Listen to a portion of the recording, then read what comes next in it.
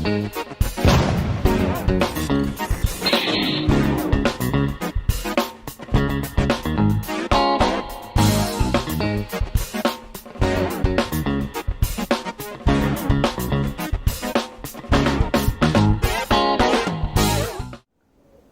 everyone, with the wood pigeons in the background. Welcome back to Nat's Knackers Yard. I'll be Nat, this will be my Knackers Yard. This will be Blue, who's just a fucking champion. This will be Phoenix, less so, and you'll notice the addition of some technology. What I'm going to go through today is some of the fault diagnosis stuff, which is a little bit on the geeky side, but it's fucking brilliant. First things first, how did I find out? Basic web searching, etc, etc. I heard about this thing called Guzzi Diag, and I'd used it to see what faults were on the ECU, and I found out the ECU, found the faults. I'll chuck up a little picture down the bottom, and cleared them, but I did have an issue with the fact that I didn't know if they were faults with this bike or the bike that the ECU came from, because obviously I swapped the ECU and the lock set, etc, to get it running without the having to put the code in every time, which was fine. Run it, I've got no new faults, but it has had that low idle, so when you back off the revs it will drop off and it will kill itself off. So I did what I normally do and chucked it on the Facebook group, and I'll jump into what the response was from that just here, and I found a funky way of showing it. Right, so here we are staring at my phone in a funky new way that I found of doing it. So this is my post onto the Aprila Shiver UK site. First fuel injecting giant, first use of Diagnostics servo in it. I work out what the hell it means, and that's after looking up the fault codes. Now I did look up the fault codes. I do have the full manual, and yeah, it is kind of semi-Swahili, but you know, there's the stored faults before I got rid of them, before I pushed the clear button. Oh, there you go. There's a better shot. Right, so arse. This is really strange to do. There we go. Right, so Dan Dillon, who is an absolute legend, jumped up. Needs to do a throttle recalibration. That should clear some of them. I've done the whole, cleared them with a clip of a button. Magic. Any hints? He then typed something that made no sense at all. Doesn't make any sense. Follow this page. Now this is the beauty of groups, of interest groups, not necessarily Facebook. You know, there are other mechanisms there. Sorry, I'm in my garage. I'm at the extreme ends of my Wi-Fi coverage, and what he gave me was step-by-step to throttle handling learning procedures. And I have to say, it is the simplest thing. It does say here actually it is the simplest thing in the world, but you know, you need the cables. I'll show you those in a second. You need to download Guzzi Diag, and there's all the links there, etc. I already had downloaded it, to be honest, and I had ordered the kit required for it. So essentially you've got a USB, a large port going to a smaller port for the actual bike. Then he even tells you how to get through, how to get to the actual socket, which I didn't need because I'd found plug in, off you go. And then it takes you through all of this stuff takes longer than it does to actually do. You've got the Guzzi Diag screen there. Go into actors, go into into handle self-learning, click start, let it do its thing. Go into throttle self-learning, click start, let it do its thing. Boom. Right, let's bring you back into the real world. Right, so back into the pseudo real world of my Knackers Yard, and back with the Shiver. So as far as the cabling is concerned, I've got the port, here we go, the diagnosis port there, and goes into one cable, which is a Fiat cable, I think, off the top of my head. 2 power lines, goes into a socket into, let me see if I can set you up a little bit better without you falling over. Yeah, then goes into a larger socket, and then into a USB into computer. Now it is a little bit of an arsing around to sort out ports and to downloading the drivers to actually allow this. I won't go into it. I will try and remember this time to put a link to Paddy's video in this one. He does it so much better than I can. But essentially it is, once you've got all the drivers set up, which like I say I'm not going into because he does it better than I could, you do need to hoik off the power on the bike, so it's black to black, red to red, which is about as simple as you can get. Then plug in the USB, which sod's law says you have to try upside down before you get it the right way up. Plug to plug. You know jobs are good and when you get a little red light. And life is good. Now you're not turning on the ignition here. Now I'm going to try and show you the screen, but I'm going to fail drastically, so what I'm going to try and do is record the screen, which seems to be hit and miss at the best of times. So I'll record the screen as I'm going as well. And we'll do whatever we can do in terms of mash up as to which one we use. I've got you set up on a precarious height because I need to get you nice and high. Right, so go up to File, click on Connect, please switch on ignition and press OK. So turn on the ignition, not starting the bike, but turn on the ignition. The ignition's on, I'm going to click OK.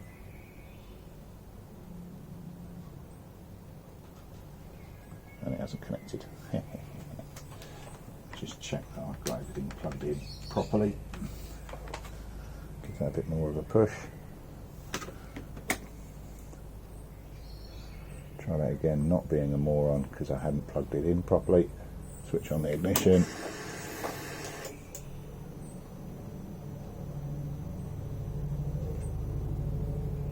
And there we go.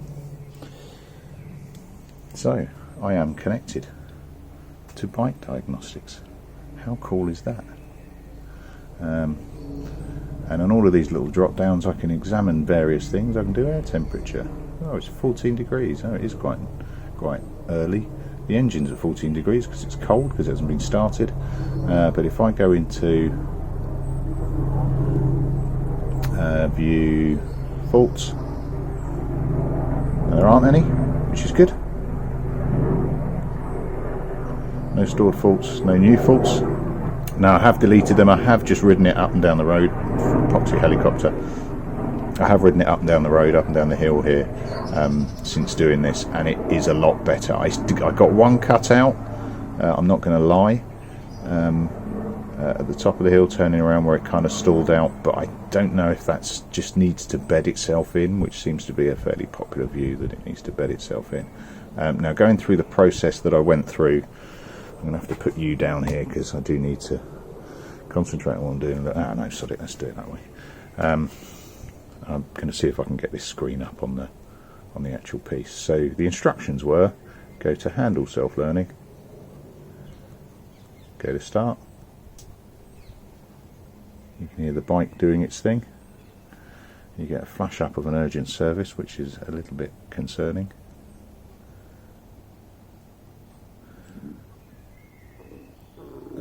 You then go through all the exit stuff, and I'll bring you back in when it's back in.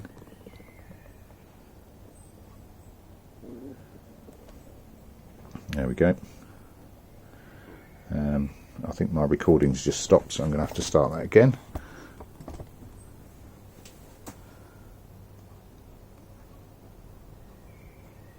Yeah, recording's back on.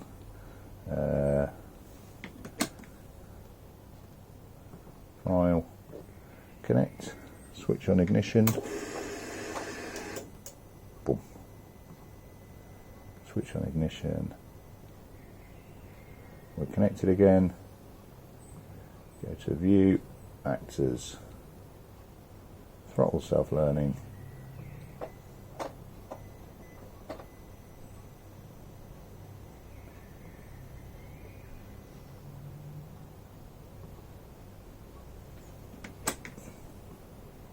That video is probably going to stop again. Bring up Guzzi Diag again because it seems to want to. It seems to have to shut down each time. Go for a record again. Connect. You get a lot of ignition on, ignition off on this. Let it do its thing. Go for a connect. That's it done. That is the throttle position squared away. Now, has it cured it? I don't really know yet. It's damn sight better. Now, I'm not going to start it on because, as you can probably see on various clocks that are kicking around here, it's about 9:20. It's a little bit early, but I will do it later. Now, the only question I've got at the moment. Let me show you all this cool stuff. So, again, you can run this with the engine running, obviously. But I can check injection periods. It's going to come up as 0 at the moment because obviously the engine's off and cold. I've been through these that I think might help. You know, idle speeds, both on both sides because obviously it's a V-twin. All good on that side. I've been through the Lambda. I've been through, as in I've looked at. Now, a couple of people were saying about, I've checked you haven't got any splits in hoses, etc. I've checked air pressures on both sides, they're fine. Limp home, which was the principal problem that it came up with before, is equal on both sides. Where is it? Where is the limp? I've just lost it. Well and truly. My revs are showing, even though it's not showing on the speedometer, which does, to me at least, imply that the speedo took a knock when it dropped. Yeah, that the speedo took a knock when it dropped, so it might actually just be the instrument cluster, and maybe something's just dropped off the back. But my limp homes are about equal. I don't know if that's a good thing. Well, wrong. If they were drastically different, it would be a bad thing, I think. But logically, that seems okay. I think it really just needs a bit of a ride. Now, I'm just going to put this away because I'm paranoid about dropping this laptop, and although it's an older, slightly busted up one, it is still my wife's. So let's just sort that out. Right, now I think the best thing we can do is get the seat on, just take him for a little hack. Just up and down the road, just to see whether or not it's sorting itself out. Now, like I say, I have been up and down the hill. It's not throwing up any fresh fault codes. That is the second time I've been through that procedure, so you know it is post that. I did have a bit of a stall out the top of the hill. I'm still not convinced it hasn't got some shite in that tank, to be honest, that it's just working its way through. I have put the old system cleaner through.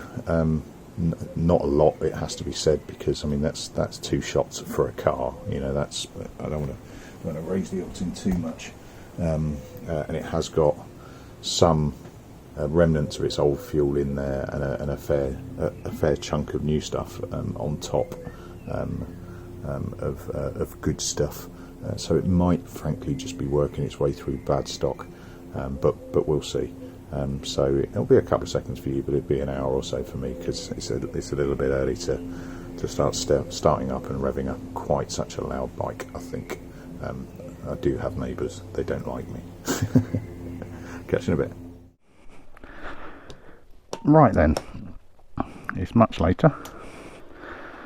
Let's give it a go.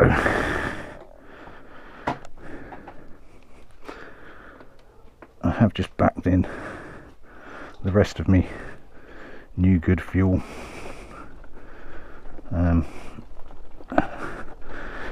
Just for no reason. I'm probably going to have to drain most of it out, but I'm firmly of the opinion that every bike runs better with a decent amount of fuel in it.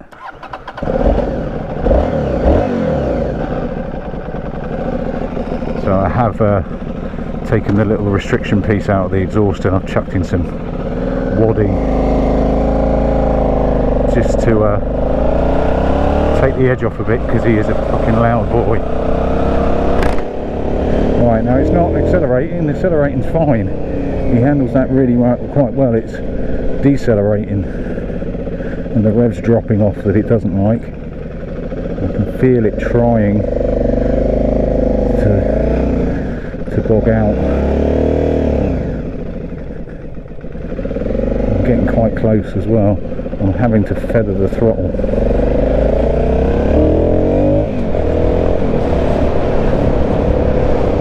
Tell you what, it's fucking nippy.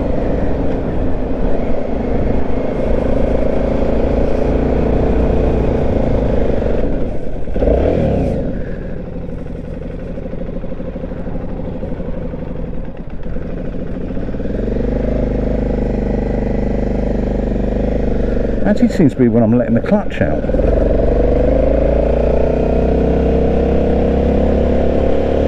I hadn't thought of that. It's on changing down gears.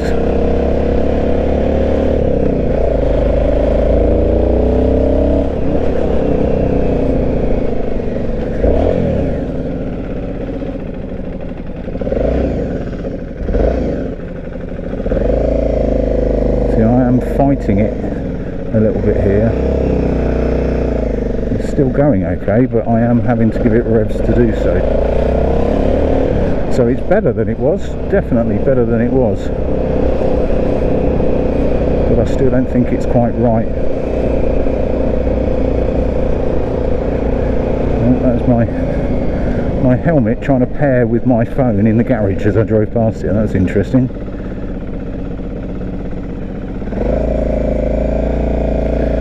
So I think it's nearly there. Now another down gear point is going up here, and it has been dropping off that. There we go. That's a little bit strange. So it seems to be on.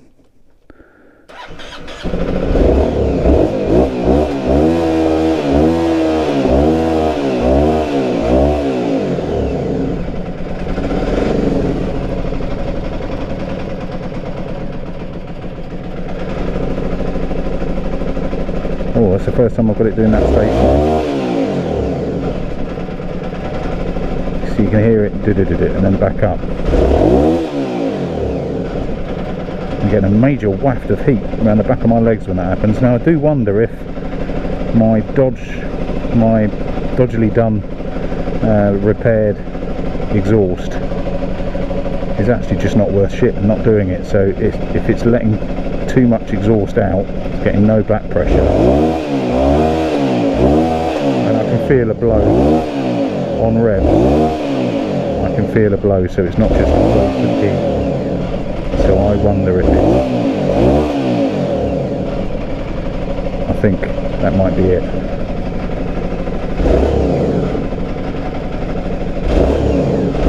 I might have to have another look at the exhaust.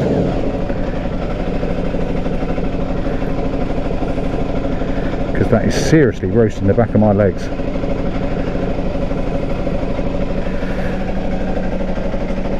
It might be interesting actually to take that wrap off. And when you're saying that, the heat is coming from the pipe, not from the... Where am I feeling a waft?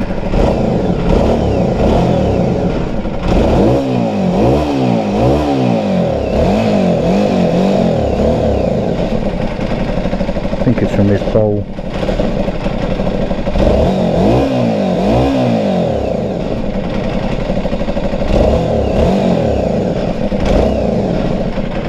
Right, let me see if I can find a way of finding where that's coming from. As the bike gently ticks, I don't think that really bodge repair on my exhaust has sorted it. I can feel, it's really difficult to tell because it's fucking warm, it throws out a lot of heat, but I can feel guffs rather than gusts, if you follow my drift. So I think that's going to be the next thing to look at. But it's better than was. Better than was. I'll come out all Jethro then. Better than was. So yeah, I think it's a bit of shoppage time, but I think I'm getting somewhere with it. I'm agonising because it's more technically advanced than I'm used to, and more technically advanced than me. You know, diagnostic ports and running a laptop attached to it is new stuff on me. But I'll chuck the Guzzi diag on it again. I don't really think up and down the hill 2 or 3 times is anywhere near enough for the ECU to develop a fault or to notice a fault. But it's not in the lambda, so it's not. There is a sensor at the base, but that sensor is before all of this shit. So I do wonder if that's the issue. Yeah, okay, I think we're getting there. Let's see, and time for Nat to hit the shops, I think. Well, actually, it's time for Nat to hit a school fete, so that'll do me for this one. Thanks for watching, thanks for subscribing, thanks for following my general confusion as I muddle my way through a new type of bike that I'm completely not used to, but I think we're making slow but steady progress. Cheers all, I'll catch you later on. Ta-da.